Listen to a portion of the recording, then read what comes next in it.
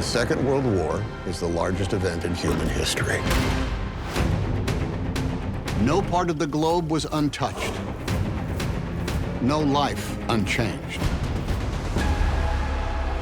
Every single person had a story. These are the stories that make us who we are. 第二次世界大戦全史 by トム・ハンクスヒストリーチャンネル。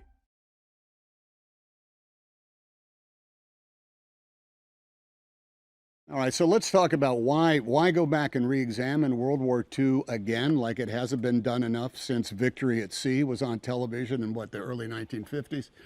It's an evolving understanding of where we are that has been created by those 6 years that was World War II.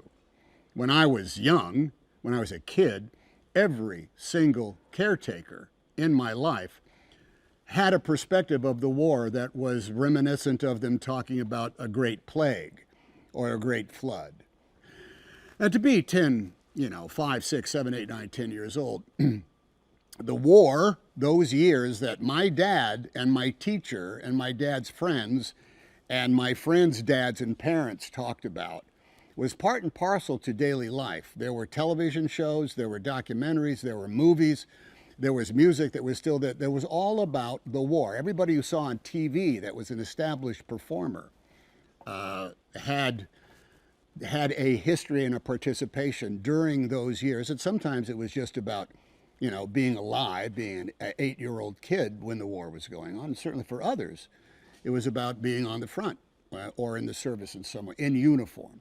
They talked about it from a life that was held in stasis for an undefined amount of time. We can now all look back and say, of course, we know when the war began, we know when it ended. If you were not there, if you were an actual alive during those years from 1939, or really from 1936 until 1946, they had no idea when the war was going to end. In fact, many of them just assumed it would go on for the next 10 or 15 years, which was a real possibility. So then why now?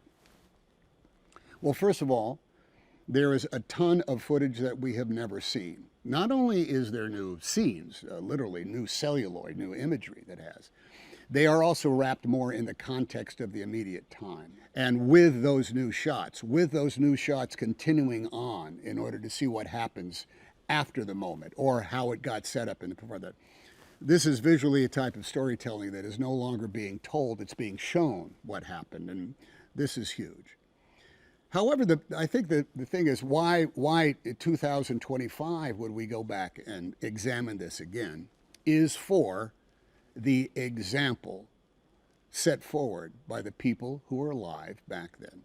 The only yardstick for who we are, the only yardstick for are we villains or are we heroes, is in our behavior. And that's where the example comes in of why World War II is worthy to study. The world is a better place when all of its citizens are looked upon as having certain unalienable rights. What I hope that anybody of any generation gets from watching yet another examination of this nonfiction entertainment is I didn't know that it was as simple as that. There is a type of experience that can only come across by, on one hand, the people who experienced it, which we do have in droves here in this series, but also interpreters of what that was, grand storytellers themselves, that are not buttressed only by their opinions of it. They're buttressed up by the incontrovertible facts.